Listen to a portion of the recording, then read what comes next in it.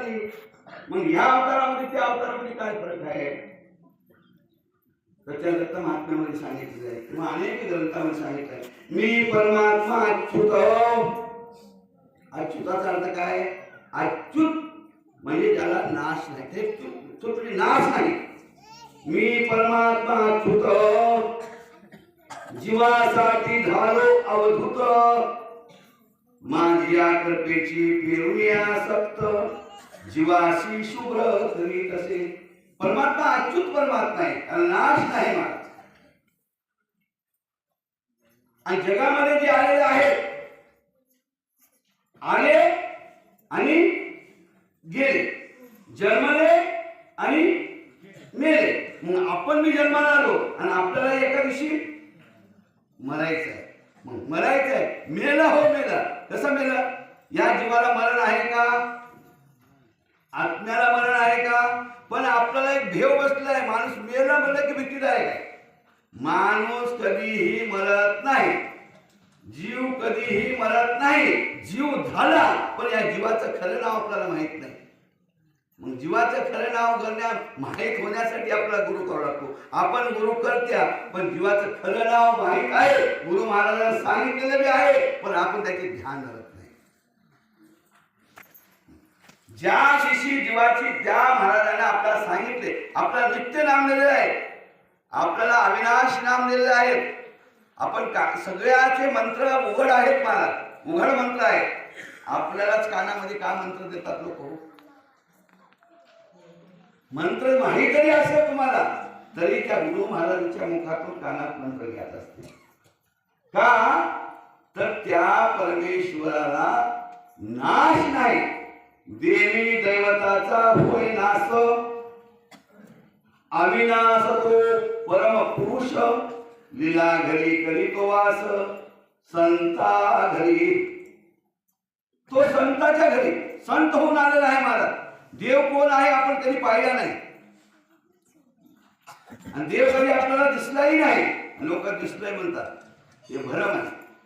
आपण त्याचा ध्यास करतो म्हणून आपल्याला साक्षात्कार, मला देव भेटला, मला देव भेटला, मला देव भेटला म्हणतात. देवाला जर भेटायचं असेल, देवाची जर ओळख करून घ्यायचं असेल, तर आपल्याला संताला शरण जावं लागते. म्हणून शास्त्रात सांगितलंय, संततेची देव, देवतेची संत. म्हणून संत हेच देव आहे, देव तेच संत आहे. म्हणून संताने काय केलंय? आपल्या देवाची खरी ओळख करून घ्या. लीला घरे नांदसी. लीला, त्या परमेश्वराची लीला जर कोणाला दाखवायची असेल तर संत दाखवतात. पण जगामध्ये ते संत कसे आहेत? ज्ञान रूपे हृदयी प्रगटसी, नाम रूपे हृदयी वससी. नाम रूपानं आणि त्या नामाचं ज्ञानानं. म्हणून अशा प्रकारची आपल्याला ओळख करून घ्यावी लागते. म्हणून आपण या धर्मशाळेमध्ये आलो. एका दिवशी जायचं आहे. जशा प्रकारचं आभाळ आलेलं आहे, इकडून आभाळ दिसते आणि तसं निघून जाते. तसं आपण एका दिवशी आलेला आहोत. आपलं आयुष्य फार कमी आहे महाराज. त्रेतायुगामध्ये 1,00,000 वर्ष आयुष्य होतं, त्रेतायुगामध्ये 10,000 वर्ष आयुष्य होतं, द्वापार युगामध्ये 1,000 वर्ष आयुष्य होतं, आणि कलियुगामध्ये 100 वर्ष आहे. कलियुगी नेमिले शत, मध्य कित्येकाचा अंत. अहो 100 जरी आयुष्य असेल तर कोणी 10 मध्ये चाललंय, कोणी 15 मध्ये चाललंय, कोणी 20 मध्ये चाललंय, कोणी 40 मध्ये चाललंय. तसं जर पाहायला गेलं तर नाव सांगायला 100 आहे. आपलं आयुष्य खरं म्हणजे 50 वर्ष आहे. 50 वर्ष तर झोपीतच आहे. कवा रात्र होते की कवा झोपी जात नव्हते. त्या 50 वर्ष झोपीच्या आयुष्यामध्ये तर आपला काय फायदा होते काय? एवढंच की आपलं लई टेन्शन येते, लई काम करून थकून जाते, म्हणून झोपायचा आराम. आणि आपले 50 वर्ष झोपीमध्ये बाहेर गेले जातं ना, आणि उरले किती हो? आपण हे ध्यान धरत नाही. म्हणून संताला शरण जायचं, संताला विचारलं. संत हेच सांगतात, बाबा आयुष्य हे मोलाचे वेचिले संसारी, येवनी शरीरी हित काय. संसारला आल्याने हित करून घ्यायला का? अरे 50 वर्ष तर गेलं, आयुष्य सरल्या कोण बा सांगाती. आयुष्य चाललं आहे, मग पुढे हो फजिती मदंड. मग आयुष्य संपल्यानंतर गेला हो जीव, कुठे गेला? यम धर्माने घेऊन गेला. एम धर्मानं नेऊन धर्मशाळेत उभा केलं महाराज. तिथल्या धर्मशाळेत चित्रगुप्तापाशी उभा केलं. चित्रगुप्त म्हणजे याने काय काय केले, काही नाही महाराज. यानं 50 वर्ष तर झोपी गेलेला आहे आणि 10 वर्ष तर खेळ खेळता विटू दांडू बालपण तो चले गया. आणि दुसरं 20 लागला हो, बालपण तो चले गया विवाह भक्ती में हो गया. जवान झाला महाराज.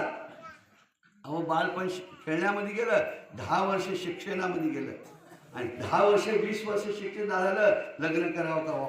हा, लग्नाची गडबड, पुन्हा संसाराची गडबड आणि 30 वर्ष गेले महाराज. पुन्हा त्या लेकरायचे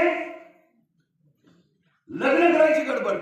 कुठं देवावं, काय करावं, काय नाही, कसं करावं, किती कमवा, घर बाबाने किती ठेवलं, आपण किती उरले किती हो.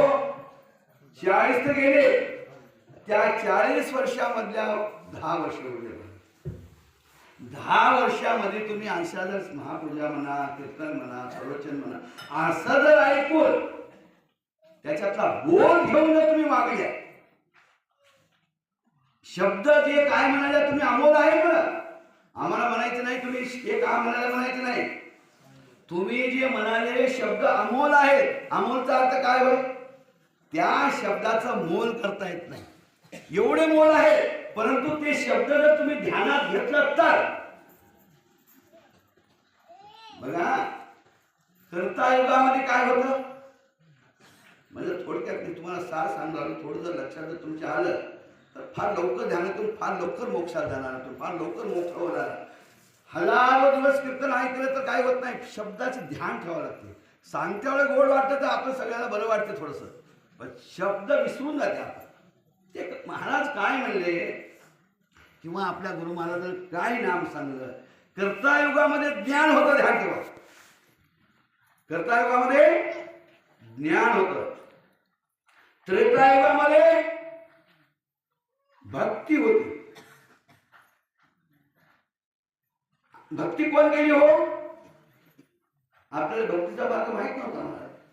अनुसया माईने एकनिष्ठ भक्ती करून दाखवली. आपल्याला एकनिष्ठ भक्ती म्हणून आपल्याला सुद्धा एकनिष्ठ सगळीकडे जायचं, सगळे गावात जायचं आणि आपल्या घराला यावं लागतं. ध्यान ठेवा. आपण कितीही पैसे कमवल्या, कुठेही गेल्या, कितीही पैसे आले, कुठेही दिल्ली बंबई कुठेही जाऊन या, बाहेर देशाला जाऊन या, शेवटी आपण माणूस काय करते, शेवटी आपल्या घराला यावं लागतं. तसं आपण अनंत युग गेले परंतु नाही झाल्या भेटी. आता कुणाला शरण